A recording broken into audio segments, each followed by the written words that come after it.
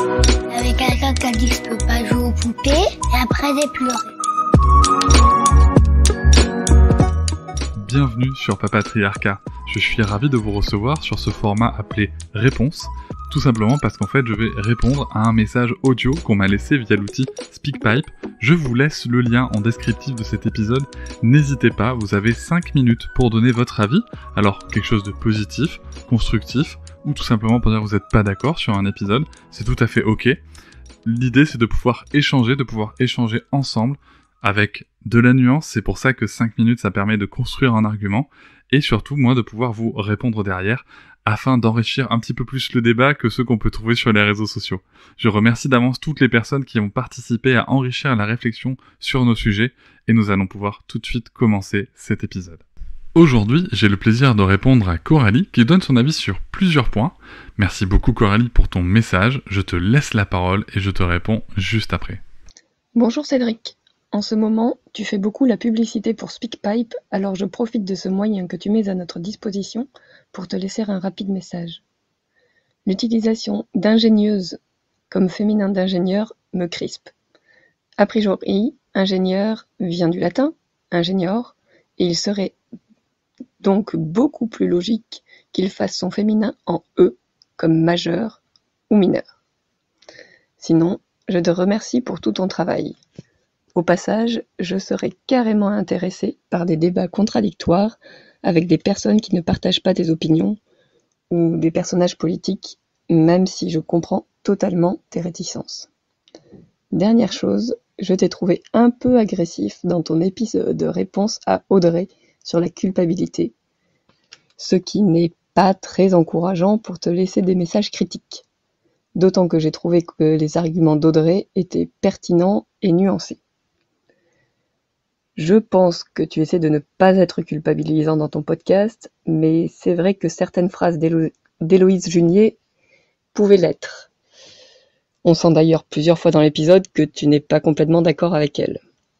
Voilà, ce sera tout. Je te souhaite une bonne journée, ou soirée, ou nuit. Coralie. Merci beaucoup Coralie pour ton message. J'y trouve 3 points. Le féminin d'ingénieur, le fait d'avoir des débats contradictoires avec des personnes, en tout cas d'inviter des personnes pour faire des débats contradictoires dans mon podcast. Et le 3e point, le ton que j'ai utilisé dans ma réponse à Audrey. Je vais commencer tout de suite par le premier point, c'est-à-dire le féminin d'ingénieur. En effet, j'utilise le mot ingénieuse. Tu as tout à fait raison de souligner que, de manière logique en tout cas, dans l'utilisation que nous avons aujourd'hui de la langue, le meilleur logique et correspondant à l'utilisation et à l'étymologie de la langue, c'est ingénieur-re. Alors c'est un choix personnel que je fais, en effet, ingénieuse serait plus pertinent comme étant le féminin d'ingénieux et non d'ingénieur. Je reconnais bien volontiers que c'est une petite pirouette linguistique que j'utilise afin qu'on entende plus le féminin dans la langue. Maintenant, j'ouvre la porte à poser la question, à savoir si vous aussi ça vous dérange à l'oreille, n'hésitez pas à me le signaler, à me le remonter. J'adapterai. Je trouve que c'est intéressant de savoir du coup si c'est choquant, pas choquant, si c'est choquant mais on s'y fait. Voilà, de prendre un petit peu tout ça. Mais d'un point de vue de la langue, tu as tout à fait raison. Je peux absolument pas te contredire là-dessus, et je suis désolé que ça te vrille un peu l'oreille. Voilà, moi c'est plutôt dans une démarche de visibilité du féminin à l'oral que je l'utilise. Mais en effet, en termes de langue, ce n'est pas, a priori, le plus correct, puisque ingénieuse, c'est surtout le féminin d'ingénieux. Et en effet, pour ingénieur, le féminin le plus correct dans la langue aujourd'hui serait ingénieur-re. La langue est aussi quelque chose qui s'adapte aux usages. Donc en effet, j'essaye de modifier un peu mon usage en contradiction avec les règles de la langue actuelle. Voilà, il faut savoir que l'Académie française a validé l'utilisation d'ingénieur-re. Je comprendrais aussi qu'on puisse me dire, mais en fait Cédric, t'as pas besoin d'utiliser ingénieuse puisqu'on dit une ingénieure. C'est aussi un très très bon point. Mais j'aime bien utiliser ingénieuse, voilà. C'est un petit jeu avec la langue que je fais. n'hésitez pas du coup à intervenir sur les réseaux sociaux par exemple pour venir me dire attends, moi je préfère quand même ingénieureux, là ingénieuse, autant autrice, tu vois, je comprends, ça va, et puis de toute façon c'est ok dans la langue, autant ingénieuse Cédric là, vraiment ça me coupe un peu. Je suis très curieux d'avoir vos retours, donc n'hésitez surtout pas, et merci Coralie d'avoir souligné ce point. Deuxième point, les débats contradictoires. Alors, il y a plusieurs épisodes dans lesquels, et d'ailleurs tu le soulignes à la fin de ton message, où des fois mes invités expriment des choses avec lesquelles je ne suis pas à 100% en phase, et sur lesquelles je peux rebondir par moment, ou laisser couler, parce qu'en fait, je n'ai pas pour vocation dans mon podcast de vouloir faire changer les gens d'avis quand ils sont dans mon podcast, fatalement. Alors, c'est un sujet sur lequel je réfléchis beaucoup, vous le savez, depuis plusieurs mois. C'est une question qui s'est déjà posée et qu'on me pose régulièrement. Je sais qu'il y a des noms qu'on aimerait bien voir intervenir dans mon podcast, mais voilà où j'en suis de la réflexion. En ce qui concerne les personnalités politiques, pour moi c'est un cas à part. Pourquoi ? Parce que les personnalités politiques sont habituées à être sur des endroits qui peuvent leur être potentiellement, en tout cas sur des sujets qui peuvent leur être potentiellement hostiles.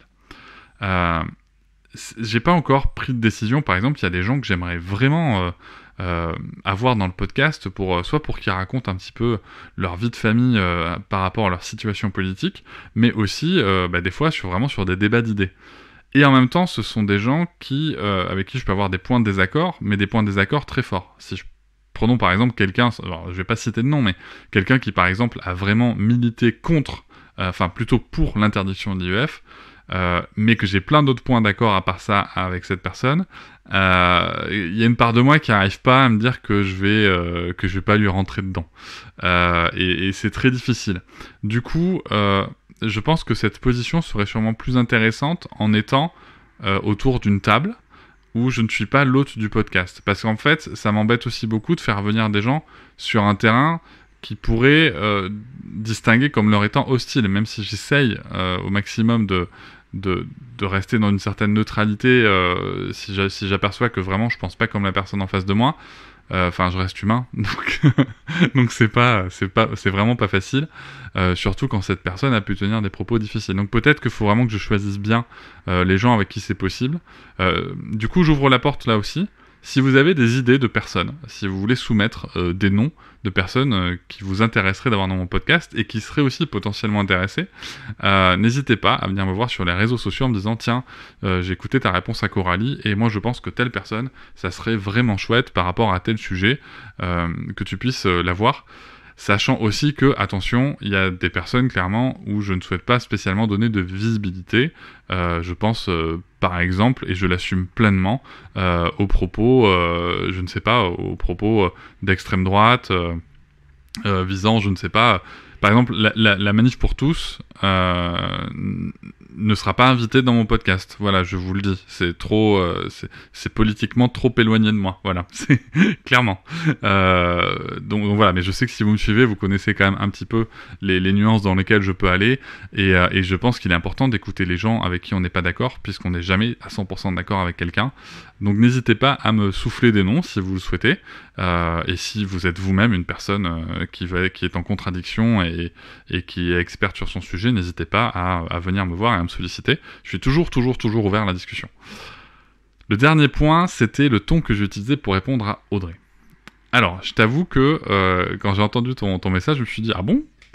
Et je me suis dit « Je vais d'abord aller demander à la première intéressée, qui était donc Audrey. » Audrey m'a dit oui, c'est vrai. C'est vrai que je t'ai trouvé un peu agressif et en tout cas pas dans le ton que tu peux avoir habituellement. Et je me suis réécouté. Et en effet, je trouve que mon ton n'est pas adapté par rapport à la réponse qui est faite, une réponse très nuancée d'Audrey, et je suis visiblement passé à côté du ton que je voulais, en tout cas que je souhaite utiliser régulièrement, d'habitude, dans mon podcast.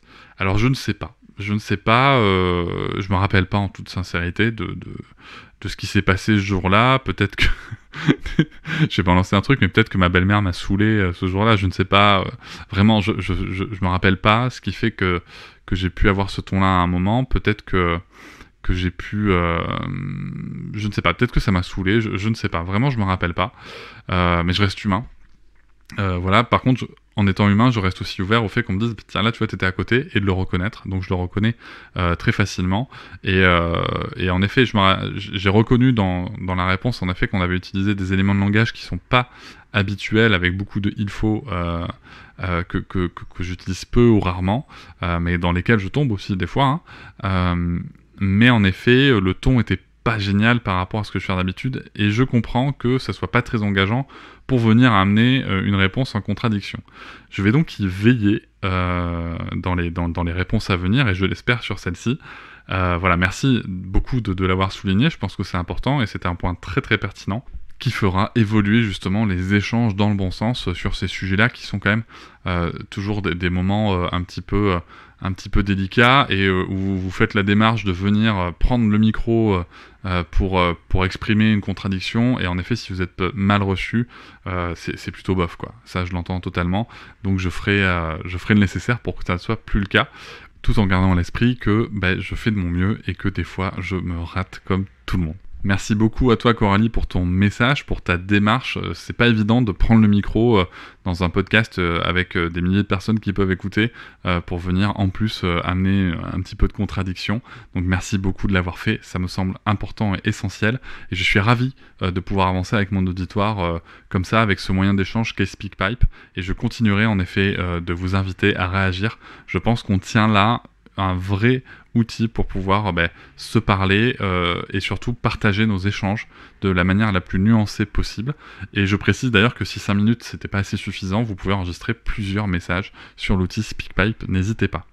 Merci beaucoup. Je vous remercie de m'avoir écouté.